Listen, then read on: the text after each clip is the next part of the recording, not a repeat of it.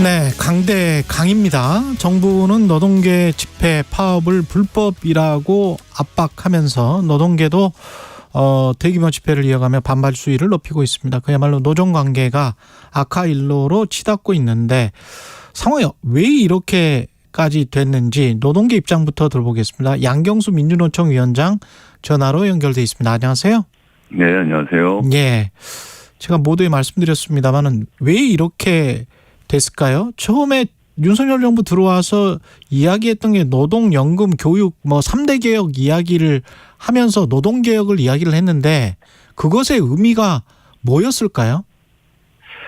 노동개혁을 하겠다고 하는 것은 노동자들의 삶이 나아지는 방향이어야 하는데요. 예. 정부가 개혁하겠다고 하는 것은 노동자들 삶이 아니라 자본, 정부, 사용자들의 이윤을 보장하는 방향으로 너무 치우쳐져 있기 때문에 계속해서 기울어진 결과들이 나오고 있다고 생각합니다. 근데 이렇게 극한적인 대치를 굳이 할 만한 이유가 있다고 보세요? 노동계 입장은 어떻습니까? 저는 정부랑 대립할 생각이 전혀 없고요. 예. 정부가 노동자들 문제를 들여다보고 관심을 가져줘야 하는데 노동자들 오히려 공격하고 있어서 저희도 많이 답답한 상황입니다. 공격하고 있다. 어떤 양식이, 어떤 표현 방식이 공격하고 있다라고 느끼시는 거예요? 노동조합의 활동이라고 하면 임금 협상이나 단체 협상 이런 것들을 해야 하는데 윤석열 정부 들어서서는 노동조합 일상이 압수수색 당하고 경찰 소환 조사 당하고 구속영장 청구당하고 이게 노동조합 사업의 일상이 되어버렸습니다. 예. 그래서 오히려 정부에서도 이야기하는 노동시장 양극화 문제나 이중구조 문제에 대해서는 결국엔 비정규직 문제가 해결돼야 하는데 그렇죠. 이에 대해서는 대책이 전혀 없거든요. 예. 그리고 오히려 노동조합 활동에 대해서 계속 옥죄는 방식으로 정부가 정책을 펴고 있어서 노동조합 입장에서는 굉장히 많이 어려운 상황입니다. 지금 정부가 주장하는 거는 노조 회계가 불투명하다 또는 건폭 노조다 그런 얘기까지 하잖아요. 네. 예, 이런 주장은 일리가 있다고 보세요? 노동조합 회계는 이미 다 조합원들한테 공개를 하고 있고요. 예. 민주노총 회계 같은 경우도 올해 대의원 대회를 통해서 언론에도 다 배포를 했습니다. 회계 자료를. 그런데 이것을 굳이 노동부가 자기들 눈으로 직접 확인해야 되겠다라고 하면서 계속 노동조합을 마치 비리 집단인 것처럼 부정한 집단인 것처럼 이렇게 몰아가고 있는 것 자체가 문제라고 생각을 하고요. 예. 건폭이라는 표현도 사실은 그것 때문에 양해동 건설 노동자가 스스로 분신하는 상황까지 이르렀지 않습니까? 예.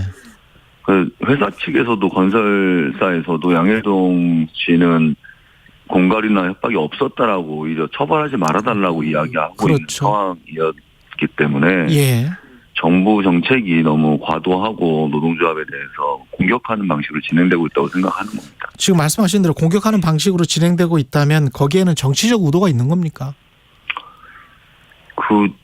지지율이 일부 상승했다라는 언론 보도가 많이 있는데요. 예. 사실은 보수층의 결집 이상의 의미는 없다고 봅니다. 윤석열 정부는 출범한 이후로 대선에서의 지지율조차도 한 번도 회복한 적이 없거든요. 예. 30%대의 지지율을 보이고 있고 한 2, 3% 정도 회복하는 것을 노동조합 공격의 어떤 반사 이익으로 가져가고 있는 것 그리고 자신들이 경제 상황이라든지 민생이 굉장히 어려운데 이에 대해서 대책을 갖고 있지 못하다 보니까 국민들의 눈과 귀를 노동조합에 대한 문제로 다 치환하고 있는 거 아니냐 생각을 합니다. 민생 해결하지 못하는 경제 문제에 관한 일종의 을과 을끼리의 탓으로 몰고 가고 있다. 희생양을 찾고 있는 거 아닌가 싶습니다. 희생양을 찾고 있다. 경찰의 집회 진압 방식에 관해서도 어떻게 생각하세요? 지금 경찰은 불법 집회 대응 훈련, 캡사이신도 많이 비축했다. 그다음에 한국노총 간부가 곤봉으로 맞아서 머리가 터졌더라고요. 유혈 사태가 있었는데 어떻게 보십니까? 그 장면을 보신 국민분들은 굉장히 끔찍하게 바라보셨을 것 같고요. 그 광경을 보시는 분들은 과거에 용산에서 철거민들 참사나 쌍용차 폭력 진압 또 백남기 선생 농민에 대한 물대포 사망 이런 사건들을 떠올렸을 것 같아요. 그 고공에 혼자 난간도 없는 데 올라가서 자신의 주장을 알리겠다는 노동자를 그렇게 막 머리를 피가 낭자하게 때려서 진압하는 문제는 너무 심하다고 생각을 하고요. 그런 과거에 있었던 안타까운 사건들이 윤석열 정부에서 또 발생하지 않을까 이런 생각이 들어요. 예. 통상적으로 보면 그 스스로 자살하려고 막 고층 건물이나 한강 다리 같은 데 올라가시는 분들 보면 경찰이 가서 내지는 소방관들이 가서 설득하잖아요. 예. 그런 것도 없고 영상에서 보면 뭐 다가가서 바로 막 진압하려고 바로, 예. 하는 이런 모습이 의도를 갖고 있는 거 아닌가 싶습니다. 아까 양해동 지대장 이야기를 했습니다만은 그 과정 그 이후에 그 조선일보에 보도를 할지 뭐 이런 것들은 어떻게 생각을 하세요? 그리고 어떻게 대응하실 생각이세요? 조선일보가 노동자들에 대해서 아주 악의적으로 보도를 하는 건 한두 번이 아닌데요. 이번엔 예. 너무나 과도했다고 생각을 합니다. 예. 그래서 월간조선 같은 경우에 스스로 뭐 사과 방송도 했던데요. 예. 근데 진심으로 사과를 하려면 유족들한테 잘못했습니다라고 이야기를 해야 할 것이고 그런 악의적 보도를 멈춰야 하고 해당 기사조차도 여전히 삭제하지 않고 있습니다. 예. 이런 것들에 대해서 정부가 오히려 바로잡아야 하겠죠. 네, 아무런 조치를 취하지 않고 있는 상황이고 여전히 조선일보는 노동조합에 대해서 혐오를 유포하고 있는 조건이기 때문에 예. 문제가 심각하다고 생각합니다. 그 정부 여당 그리고 보수 언론 뭐 민노총 집회를 비판할 때 가장 큰 게 뭐 시민의 자유와 일상을 침해한다. 끊임없이 이어지는 소음, 교통체증, 노숙, 뭐 술판까지 있었고 노상 방뇨가 있었다. 이렇게 비판을 하지 않습니까? 네. 예. 광장을 열어주면 되거든요. 사실. 예. 광장을 열어달라? 서울시청 광장이나 광화문 광장에서 그동안 무수하게 많은 집회들이 열렸었습니다. 예. 윤석열 정권 들어서서는 서울시청 광장이나 광화문 광장을 단 한 번도 집회 허가를 내준 적이 없어요. 그러면서 도로에서 집회를 하도록 만들어 놓고 교통 불편을 이야기하는 거는 오히려 적반하장이라고 생각을 하고요. 예. 대통령실 근처에서도 모든 집회를 금지했다가 법원의 가처분을 통해서 조금씩 집회가 허용되고 있는 상황이거든요. 예. 그래서 얼마 전 MBC 압수수색에서 볼 수 있듯이 자신에 대한 비판은 무자비하게 탄압하고 조선일보처럼 자신의 편을 드는 곳들은 아무런 제재도 하지 않는 이런 편향적인 모습을 보이고 있는 거라고 생각을 합니다. 집회 허가를 내줬으면 그렇게 도로에서 할 일이 없었다. 집회나 시위를. 그렇죠. 예. 저희가 엊그제 집회할 때도 서울광장 옆에 태평로 도로에서 했는데요. 예. 광장은 통통 비어 있었거든요. 그리고 이렇게 계속 이제 집회를 앞으로 여실 거잖아요. 그죠? 네. 정부 쪽에서는 집회 허가는 계속 안 해주는 거고요. 집회를 아예 원천적으로 봉쇄하고 있지는 않은데요. 예. 아주 제한적으로 허용하고 있는 제한적으로 허용을 하고 있다. 예. 그러면 이렇게 계속 집회를 열고 경찰과 그 과정에서 이제 부딪히는 일이 잦아질 텐데 궁극적으로 집회를 여는 목적은 어디에 있을까요? 지금 시기에 궁극적인 목적은 민주노총이 요구하는 건 윤석열 정권의 퇴진입니다. 지난 1년 정도를 겪어봤는데요. 예. 박정희 전두환 정권, 이명박 박근혜 정권을 다 합쳐놓은 것 같은 정권이라고 느껴집니다. 예. 민주주의도 평화도 민생도 노동도 다 망가뜨리고 있는 정권이기 때문에 예. 고쳤을 수 없다 이렇게 생각을 하고요. 예. 그래서 윤석열 정권 퇴진이 무엇보다 우선되어야 할 선결 과제라고 생각합니다. 근데 여권이나 언론에서 이야기하는 정치 파업과 뭐 윤석열 정권의 퇴진 이거는 정치 파업을 한다. 그래서 노동자의 권익을 지키기보다는 너무 정치적으로 흐른다. 이런 비판을 정당화시키지 않을까요? 오히려? 근데 노동자들의 권리를 지키기 위해서는 예. 윤석열 정권이 퇴진해야 한다고 생각하는 겁니다. 아. 정부 자체가 대통령 자체가 건폭이라는 말까지 만들어내면서 노동자들을 공격하고 있기 때문에 예. 이런 문제가 바뀌지 않고서는 노동자들의 삶이 나아질 수 없다라고 판단이 되는 겁니다. 지난 1년간 그런 것들이 확인된 거죠. 혹시 정부나 이런 쪽에서 경사노위든 어디든 물론 경사노위를 민주노총은 지금 참여는 안 하고 있습니다만은 뭐 대화 제의나 뭐 이런 거 혹시 없습니까? 단 한 번도 없었습니다.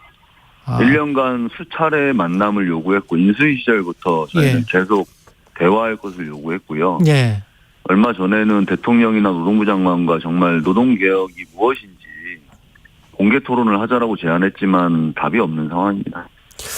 이정식 고용노동부 장관도 이 최강시사에 출연을 2번 정도 했었는데 이런 이야기를 하더라고요. 법을 지키고 있는지 확인한다. 본인들은 그런 입장인데 이걸 지금 탄압이라고 주장하고 있다. 네. 네. 이정식 장관은 한국노총 간부 출신이죠. 그리고 예. 평생 자기는 노동운동에 몸을 담아왔던 사람이라고 이야기합니다. 예. 아무리 대통령 눈치를 본다고 하더라도 노동부 장관이 노동자들에 대해서 그런 식으로 이야기하는 것은 정말 너무 심하다고 보고요. 예. 자신이 평생 걸어왔던 길을 다 뒤집는 모습이 너무나 안타깝고 그렇게 살지 않았으면 좋겠다는 생각이 듭니다. 그렇게 살지 않았으면 좋겠다.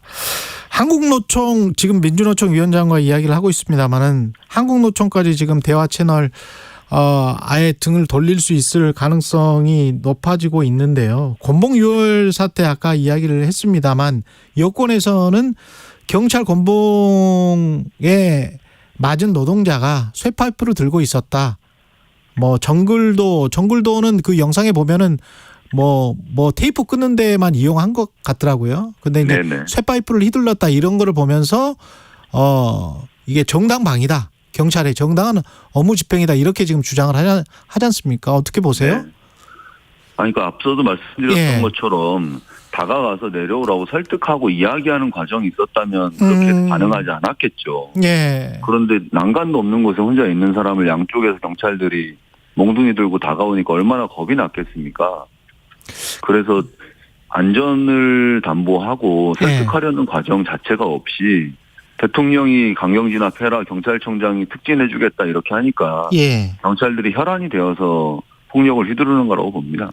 민주노총 같은 경우는 지금 만약에 지금 말씀하신 대로 이제 경찰이 지금 주장대로 강경 대응을 한다면 과잉 대응을 한다면 어떻게 하실 생각이세요? 노동자들이 맨몸으로 경찰이랑 싸워서 어떻게 이기겠습니까? 저희는 평화 집회를 하겠다는 기조는 명확하고요. 예. 경찰들이 그동안 사실 많은 분들이 경찰 폭력에 의해서 희생되어 왔는데 그런 아픈 과거를 반복하지 않기를 바랄 뿐입니다. 이전 정권과 좀 비교를 하면 어떻습니까? 지금 한 1년 지났는데. 그러니까 앞서 말씀드린 대로 예. 전두환 정권, 이명박 정권, 박근혜 정권 다 합쳐놓은 것 같은 느낌이에요. 굉장히 폭력적이고. 전두환, 굉장히... 이명박, 박근혜 정권을 다 합쳐놓은 느낌이다. 네, 그렇습니다. 전두환 때는 독재 군부 정권이었는데 그 정도로 현장에서는 그렇게 심한 압박감을 느낀다. 전두환 정권은 총칼로 그 민중들을 직접 죽였다면 예. 윤석열 정권은 죽음으로 내몰고 있는 겁니다. 이태원에서 국민들이 희생되어도 아무런 조치도 취하지 않고 예. 민생고나 전세 사기로 국민들이 쓰러져 가는데도 대책을 세우지 않고 예. 노동자들을 직접 공격해서 죽음으로 내몰고 있지 않습니까? 예. 형태만 다르지 국민들을 죽이는 정권이라는 생각이 드는 겁니다.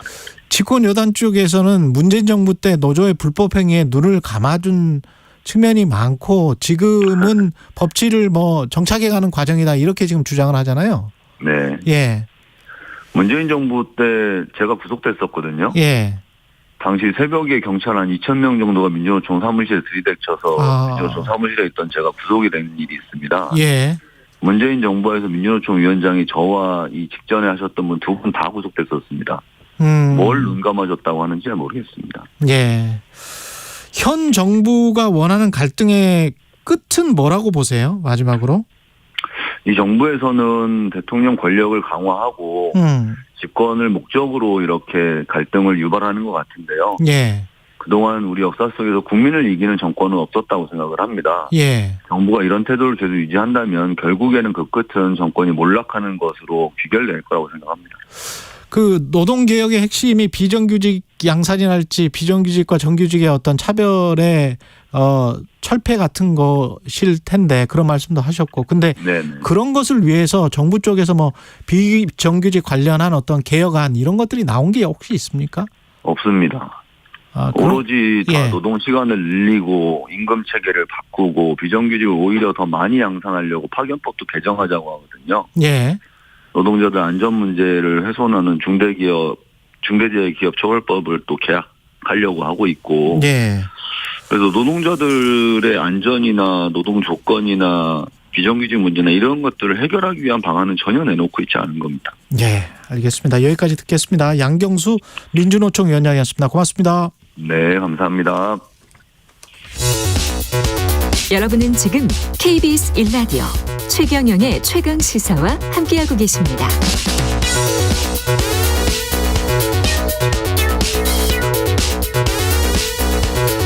네, 갈등을 겪고 있는 노정관계에 앞서 민주노총 입장 들어봤고요. 이번에는 여당 입장 들어보겠습니다. 국민의힘 노동개혁특별위원회 TF 김영동 간사, 김영동 의원님 전화로 연결돼 있습니다. 안녕하세요. 예, 안녕하세요. 김영동입니다. 예, 일단 이거는 민주노총 쪽은 아니고 한국노총 그 광양에서 그런 일이 벌어졌었잖아요. 그 예. 영상은 보셨죠? 예, 봤습니다. 예, 노조에서는 이제 과잉 진압이라고 주장을 하고 있는데 여당 입장은 어떻습니까? 먼저 김준영 금속노련처장이시죠? 예. 큰 부상이 아니었으면 좋겠고 예. 빠른 쾌유를 빕니다. 그리고 영상 전후 모두를 보지 못했기 때문에 예. 다 평가하기는 어렵습니다만은 좀 안타깝고 유감스러운 상황인 거는 맞습니다.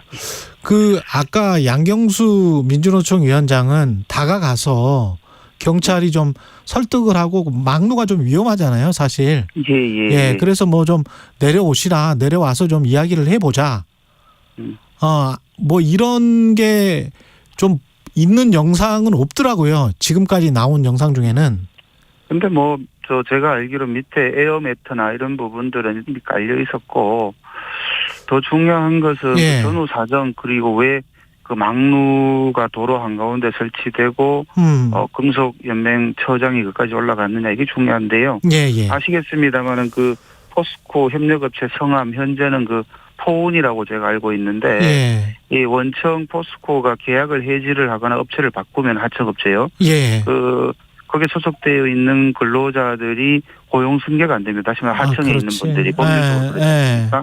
그래서 지난번에 2020년도 21대 국회 시작하면서 당시 그 경사노위 위원장의 주제로 회사가 바뀌더라도 고용을 승계한다라는 식의 그 큰 틀을 담는 취지의 합의서가 있었습니다. 그런데 회사가 바뀌면서 그 부분에 대한 해석과 이행에 대한 논란이 있었던 것 같아요. 예. 당시 또 중재를 담당했던 큰 역할을 했던 금속연맹 또 우리 그 김준영 처장이 이건 지켜줘야 된다라는 식으로 해서 아마 그 사태가 일어났던 것 같은데 제가 좀 안타까운 것은 사전에 저희가 그런 걸 인지하고 또 그 합의서가 없는 것도 아니었기 때문에 이행 방법에 대한 어떤 상호 해석의 불일치 이런 것들은 충분히 행정관청이든 아니면은 저희 국회가 조정 내지 중재를 할 수 있었을 것 같은데 그런 부분이 매우 안타깝습니다. 지금 말씀하신 대로 이제 고용 문제 이런 거라면 생존 문제랑 또 직결되잖아요. 노동자 다 직장인들이. 당연하죠. 그렇죠. 당연하죠. 그래서 우리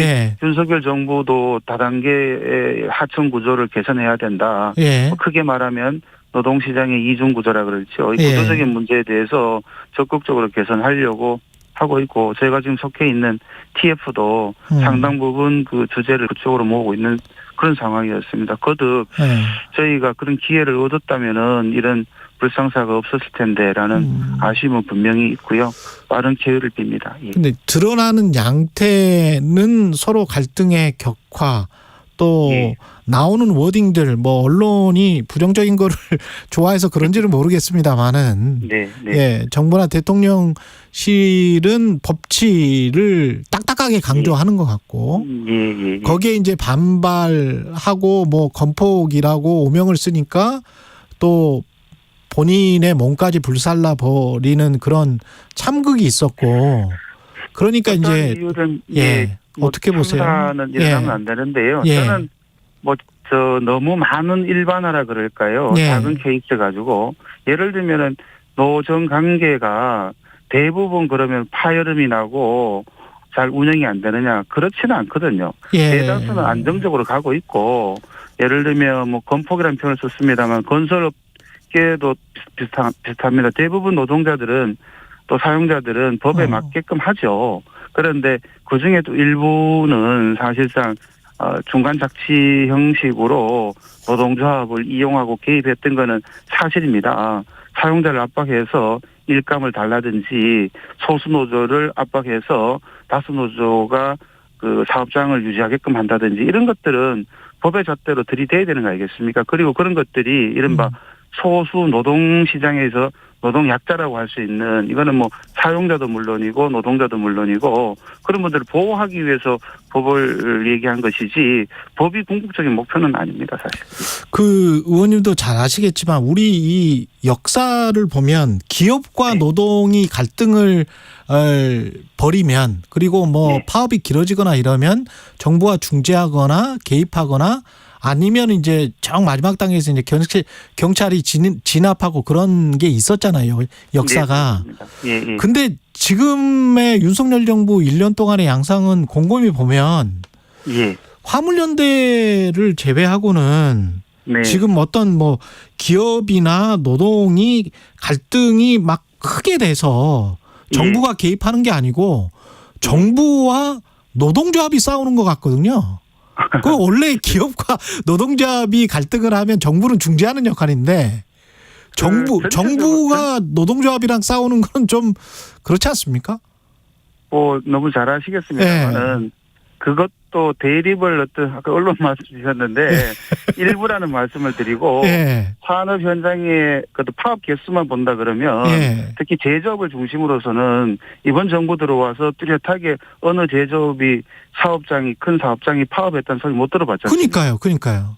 오히려 더 안정적으로 운영이 되고 있다고 저는 평가가 되고 뭐 집회 얘기든 이런 쪽 보면은 일부 정말 뭐 불법까지 제가 말씀을 안 드리겠습니다만은 다른 시민들이나 다른 소수 노조에 있는 분들이 어떤 공평하게 대우를 받아야 되는데 오히려 그런 분들한테 피해를 주는 방식으로 노동운동을 빙자해서 움직이는 그런 부분들은 법치의 기준으로 분명히 제지하거나 바로 잡아주는 것이 여타 소수 노동자들이나 일반 시민들의 불편을 줄여드는 거 아니겠습니까? 그런 차원에서 바라봐야 되는 거고 그래요? 전체 노사관계 문제는 안정적으로 이미 대한민국 선정에 들어왔기 때문에 굉장히 노사관계에 대한 부분이 훈련도 많이 돼 있고 자율적으로 운영되고 있다고 저는 평가합니다.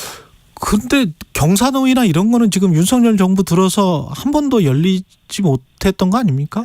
전체는 안 열렸지만은 하부 많은 또 소위원회도 있고요. 또 경사노위만 볼 게 아니고 지역에 가면 또 노사민정단체도 있고 다양한 노사관계가 있습니다. 대한민국의 경사노위 하나만이 노사관계를 운영하는 주체이냐 이렇게 보기도 어렵고요. 경사노위 안에도 다양한 위원회가 운영이 되고 있고 지역마다 가면은 뭐 전라남북도 경상남북도 다 거기에 또 산업 현장이 그 나름대로 특색이 있기 때문에 그 특성에 맞게끔 또 운영이 되고 있고요. 거기에서 파열음이 많이 났다. 전체적으로 대한민국이 다 지금 노정관계나 노사관계가 다 문제 있다. 이렇게 평가할 수는 없지 않습니까?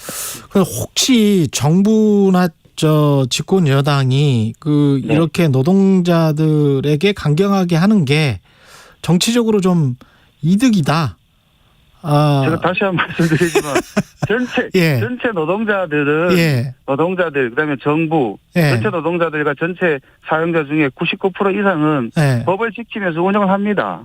만약에 정부가 전체 노동자나 노동자를 상대로 강경하게 대응했다 그러면 지금 굉장히 시끄럽겠죠. 일부 지금 조직과 관련돼서 탈법, 불법, 뭐 회계에 대한 부정이라든지 집회를 함에 있어가지고 뭐 심야 집회에 여타 시민들에게 불안감을 조성하는 방식으로 집회도 아니죠. 그런 방식으로 하는 것에 대해서 그동안에 법이 너무 뭐라 그럴까 그냥 있으나 마나한 법이었는데 법을 집시법이든 아니면은 회계 투명에 관한 것은 뭐 일반 형법으로 적용할 수도 있습니다만은 이런 것들이 이제 들이대니까 불편함을 느낀다라고 얘기하는 분들이 있는데 그것은 전체 평온한 노사관계 중에 아주 소수일 뿐이다라고 저는 보고 있습니다. 그러면 정부가 노동개혁을 이야기를 했는데 아까 양경수 위원장도 그런 이야기를 했습니다마는 비정규직이랄지 이 비정규직의 문제랄지 이런 것들이 노동개혁의 핵심이잖아요. 예. 그것과 관련해서는 뭘 지금 하고 있는 게 있을까요? 저는 이렇게 봅니다. 노동조합은 그동안에 우리 사회의 변화를 위해서 많은 역할을 해왔는데 예. 지금 많은 국민들이 바라보는 노동조합은 예. 노동조합이 그동안의 사업장의 노동 조건의 향상을 위한 투쟁의 어떤 가장 큰 역할을 했다면 지금은 그 역할이 좀 바뀌었다 이렇게 보는 것이죠. 예. 사회적인 어떤 공기로서 공공성을 확보해주는 예. 그 역할을 해줘야 되는데 여전히 과거에 머물고 있다라고 저는 보는 거고요. 예. 우리 정부 입장이나 우리 의회 입장에서도 방금 말씀 주신 비정규직 문제는 여전히 존재하잖아요. 예. 왜 큰 노동조합이 대우조선 해역 문제에서 국회에서 많이 얘기했습니다. 원청이 왜 하청 노동자들의 예. 삶에 대해서 관심을 안 갖고 유채한 씨가 최저임금을 받아가면서 옥새 파업을 할 수밖에 없는 상황으로 갔느냐. 예. 대우조선해역 원청이 산업은행으로부터 10조 이상의 공적 자금을 지원받았습니다. 그런데 그분들이 원청 노사가 저는 사실상 담합했다고 보는 것이거든요. 노사가 이런 부분에 담합했다? 대한 것은 예. 그러니까 하청에다가 도급금을 제대로 물가 인상률을 이렇게 맞춰서 안 준 것도 큰 원인 중에 하나라는 것이죠. 그다음에 우리 정부나 우리 국회 입장에서는 네. 이렇게 이중 구조가 너무 벌어지고 있는 격차가 너무 커져 있는 부분을 줄이기 위해서 예. 다양한 제도적 보완을 하고 있고요. 대통령께서 늘 이제 메시지를 내는 것이 예. 노동 약자를 위한 정부가 되겠다. 그리고 노동 시장이 이중 구조로 이렇게 크게 벌어진 부분을 줄이겠다라는 것이 큰 국정 목표이기도 합니다. 이번에 노동 약자를 위한 정부가 되기 위해서 하는 일이 뭐냐는 거죠. 그렇죠. 제도적으로 가장 국회가 해야 될 것은 입법 활동이 아니겠습니까?